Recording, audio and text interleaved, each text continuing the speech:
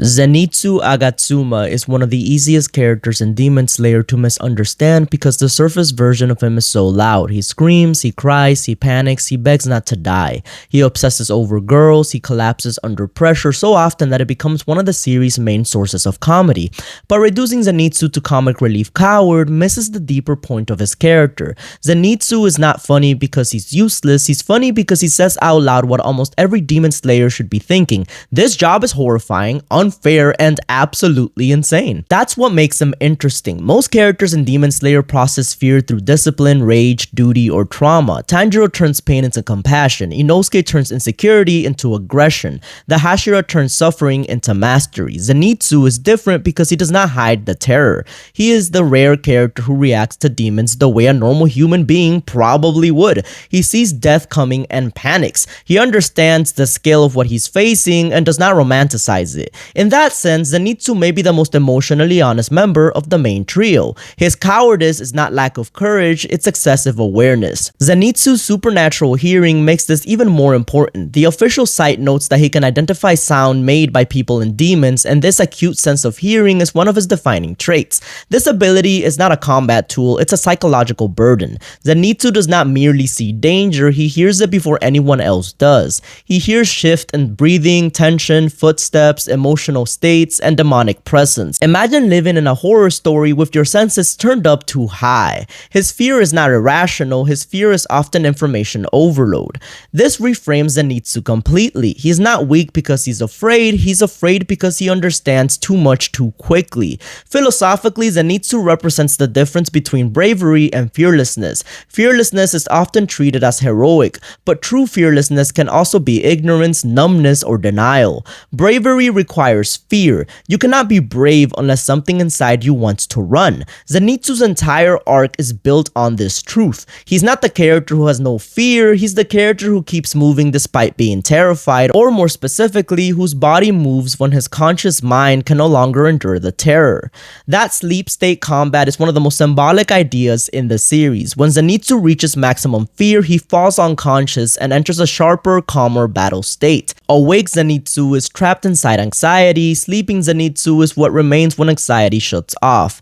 That is both tragic and beautiful. His unconscious self is not a separate personality, it's Zenitsu without the noise. The skill, speed, discipline, and courage are already inside him, but his waking mind cannot access them because his fear is louder than his self-belief. He does not need to become someone else, he needs to stop blocking himself.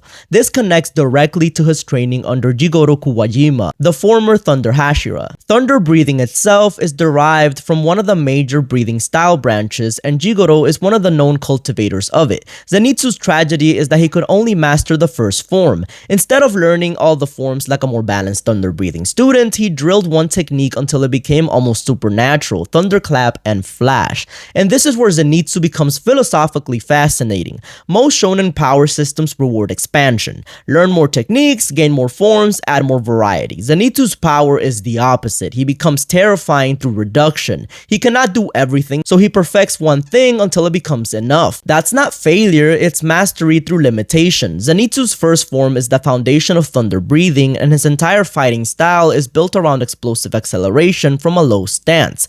Instead of overwhelming opponents with multiple techniques, he turns himself into a single decisive strike. In a world where demons regenerate, prolonging fights is dangerous. Zenitsu's style answers that problem directly. End the battle before the demon understands what happened. But even though Zenitsu's specialization is power, he could have used his abilities more efficiently.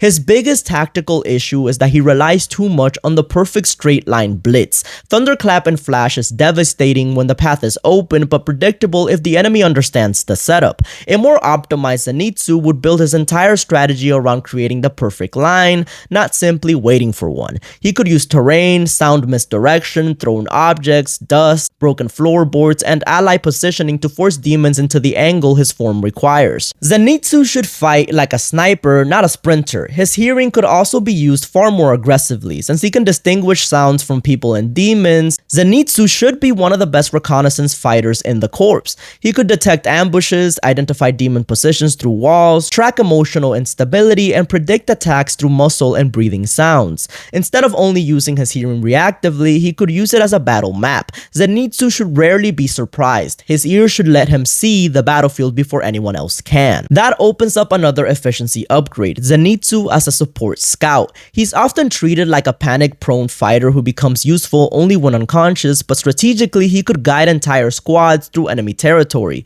In dark forests, buildings, crowded districts, or demon layers, Zenitsu's hearing is absurdly valuable. He could identify villains, demons, hidden rooms, injured allies, and incoming attacks. If he had more confidence, he could be one of the Corps' best mission leaders for search and rescue operations. He also should have developed more feint-based thunder breathing, because everyone expects Zenitsu to attack in a burst. He could weaponize that expectation.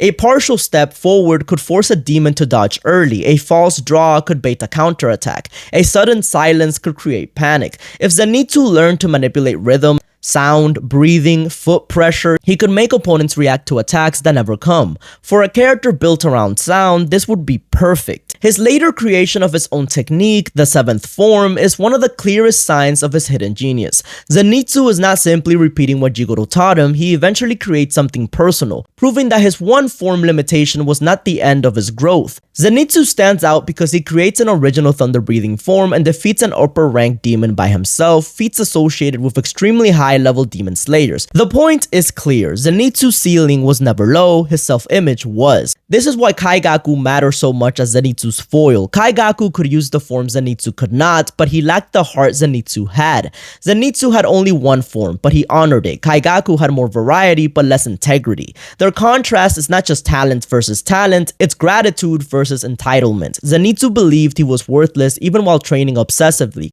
Kaigaku, on the other hand, believed he deserved recognition even while betraying the values of the person who taught him. In philosophical terms, Zenitsu's arc is about self-worth under perceived inadequacy. He thinks he is weak because he's afraid. He thinks he's a burden because he cannot perform confidence the way others do. But the series slowly reveals that strength is not the absence of panic. Strength can be repetition. Strength can be loyalty. Strength can be the one technique you refuse to abandon even when everyone, including yourself, thought you were pathetic. His love for Nezuko also fits this theme, even when it's played comedically. Zenitsu's crush is exaggerated and often ridiculous, but beneath the gag is a desire to be loved without having to be impressive first. Zenitsu desperately wants someone to see value in him. That desire can make him annoying, but it also makes him painfully human. He's not chasing romance because he's shallow, he's chasing proof that he's not disposable. His design reinforces all of this brilliantly. Zenitsu's yellow-orange haori covered in white triangle patterns is one of the most recognizable designs in Demon Slayer.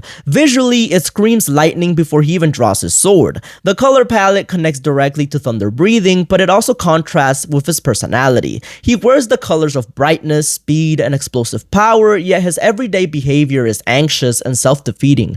The design is almost prophetic. He looks like the warrior he does not believe he is. The triangle pattern also matters. It creates a jagged electric visual rhythm like lightning frozen into fabric. Zenitsu's silhouette is soft and rounded compared to the more aggressive characters, but the haori gives them sharpness. It visually suggests that underneath the trembling exterior is something fast, angular, and dangerous. His hair is another important symbol. Zenitsu's golden hair was not originally natural. It changed after he was struck by lightning during training. That detail is almost mythic. It's as if the element he feared, endured, and embodied permanently marked him. His design turns trauma into identity, much like Tengen's flashiness or Tanjiro's scar. Zenitsu carries thunder breathing visually before he can fully carry it emotionally. His black Demon Slayer uniform beneath the bright haori creates a duality: fear and duty, panic and discipline, ordinary human terror under divine speed. When Zenitsu sleeps and fights, the same design suddenly reads differently.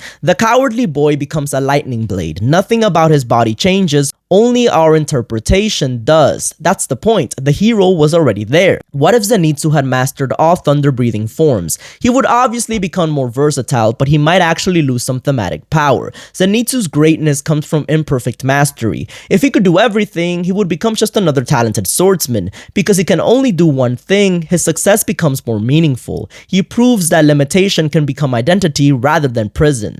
What if Zenitsu fought awake from the beginning? He would likely be weaker at first because his conscious fear would interrupt his timing, but long term, this would be his ideal evolution. The ultimate Zenitsu is not asleep, the ultimate Zenitsu is awake, terrified, and still moving with precision. That would represent complete integration, no split between the coward and the warrior, no need to black out to access his courage. What if Jigoro had given up on Zenitsu? That might have destroyed him. Zenitsu's entire growth depends on someone believing in him before he can believe in himself. Jigoro's faith gives Zenitsu a foundation. Even when Zenitsu hates himself, he cannot fully abandon the first form, because abandoning it would mean betraying the one person who saw worth in him. That is why his bond with Jigoro is so emotionally important. It's not just teacher-student, it's the first evidence that Zenitsu was not just a lost cause. In the end, Zenitsuagatsuma is not just comic relief, he's the story's argument that courage does not always look cool from the outside. Sometimes courage is ugly, sometimes it cries, begs, shakes, and embarrasses itself.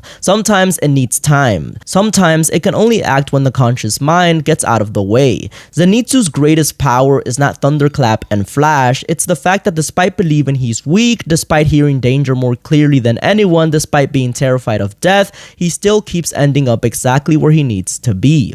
That's why Zenitsu works. He's not fearless, he's fear sharpened into lightning. Thanks for watching the video. If you have any anime characters you'd like me to analyze, drop them down in the comments below. You already know. JB out!